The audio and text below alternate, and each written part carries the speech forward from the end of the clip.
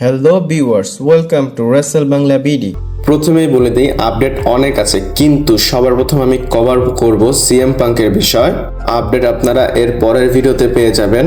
আর হ্যাঁ, আপনারা যদি আমার ডেইলি প্রথম ভিডিওটা দেখার পর সেকেন্ড ভিডিওটা না দেখেন, আমাকে কমেন্ট করে বলতে পারেন, তাহলে আমি ডেইলি একটা করেই ভিডিও আপলোড করব। আমি আপনাদের জন্যই দুইটা ভিডিও আপলোড করি, কিন্তু আপনারা আমি সন্ধ্যায় যে ভিডিওটা আপলোড করি সেটা দেখেন না। আপনারা যদি দেখতে চান বা নাও দেখতে চান আমাকে জানাতে পারেন।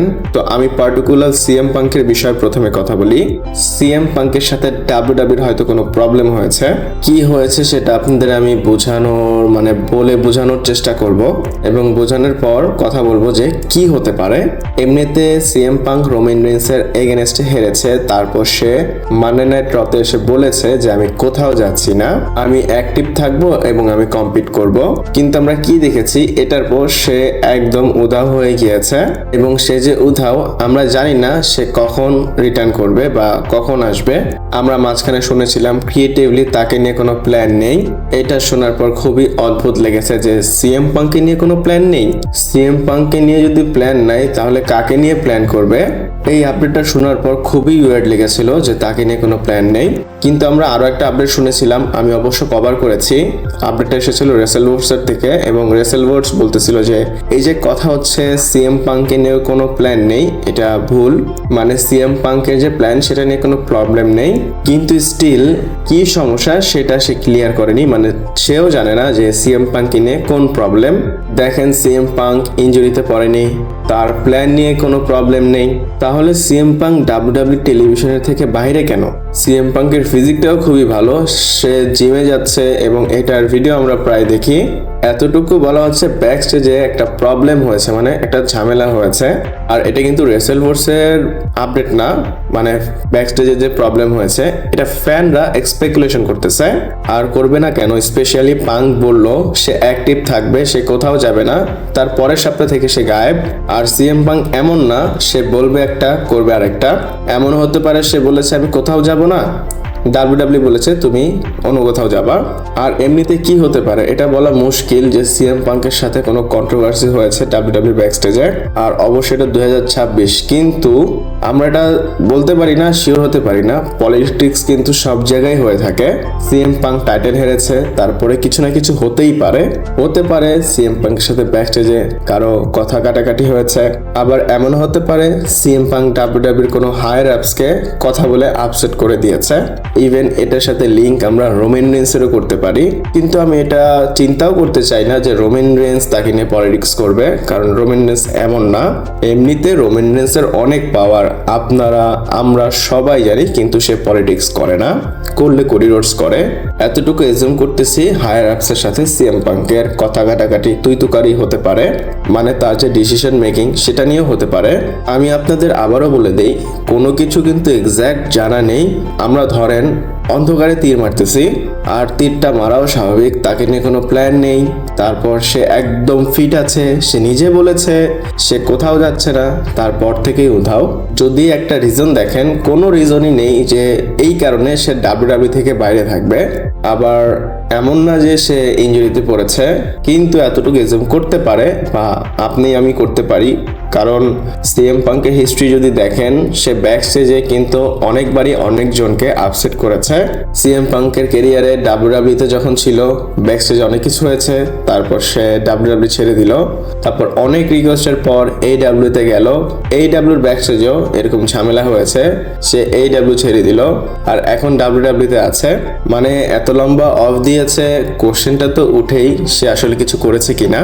কিন্তু যতটুকু আমি নিজেই পজিটিভলি চিন্তা করতেছি, জাস্ট কয়েকটা দিনই বাকি। যতটুকু আমার মনে হয় সামার স্ল্যামের আগে সে চলেই আসবে।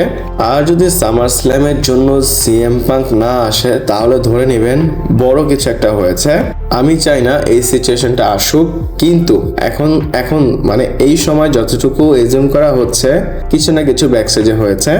ইভেন ফ্যানরা এমন ওয়াইল্ড স্পেকুলেশন করতেছে, যেমন আমি যদি বলি, অনেকে বলতেছে সিএম পাঙ্ক আবার ডাব্লিউডাব্লিউ লিভ করবে, আবার অনেকে এটাও বলতেছে ডাব্লিউডাব্লিউ নিজেরা গিয়ে সিএম পাঙ্কের কাছে মাফ চাবে, মানে অ্যাপোলজি করবে। আবার অনেকে রোমান রিন্সের উপর দোষ দিচ্ছে, কিছু হয়নি তাও রোমান রিন্সের নামটা আসতেছে।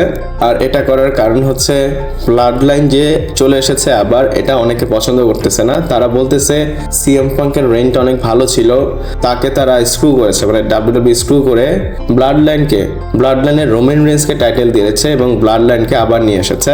ইন্টারনেটে অনেক বেশি কিওস, অনেক বেশি কোশ্চেন এই সিএম পাঙ্ককে নিয়ে হচ্ছে। আপনাদের কাছে আমি কোশ্চেন করবো, আসলে কি চলতেছে, আপনাদের কি মনে হয়? আমারও মাঝে মধ্যে অনেক কিছু মনে হয়। দেখেন, র্যান্ডি অর্টন অ্যাক্টিভ নেই, ড্রু ম্যাকিন্টায়ার অ্যাক্টিভ নেই, পাঙ্কও অ্যাক্টিভ নেই। হ্যাঁ, ড্রু ম্যাকিন্টায়ারের বিষয়টা জানি, তার সাথে কি হচ্ছে, সে মুভি শুটিং এর জন্য গিয়েছিল, তার মুভি শুটিং প্রায় শেষ, সে যে কোনো সময় চলে আসতে পারে।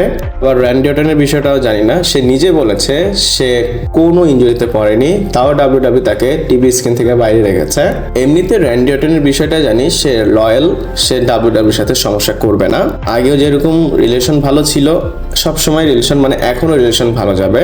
কিন্তু পাঙ্কের বিষয়ে আমরা সেম কথাটা বলতে পারি না। সে লয়াল, তার মাথা অনেক গরম, সে যে কোনো সময় যে কোনো কিছু করতে পারে। আপনারা আপনাদের থটস অবশ্যই আমাকে বলবেন।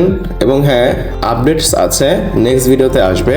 আপনারা যদি ভিডিও দেখতে চান আমাকে কমেন্ট করে অবশ্যই জানাবেন। আর যদি বলেন না ভাইয়া দুইটা না একটা ভিডিও চাই, তাহলে আমি ডেইলি একটা ভিডিও আপলোড করব। ভিডিও মেক করতে অনেক সময় লাগে এবং অনেক একটু কষ্ট হয়। সো আপনারা যদি একটু কমেন্ট করেন, প্রত্যেকটা ভিডিও দেখেন, লাইক করেন, আমি উৎসাহ পাবো। সো আপনারা সিএম পাঙ্ককে নিয়ে আপনাদের মন্তব্য জানাতে পারেন এবং কয়টা ভিডিও আপলোড করব সেটাও জানাতে পারেন।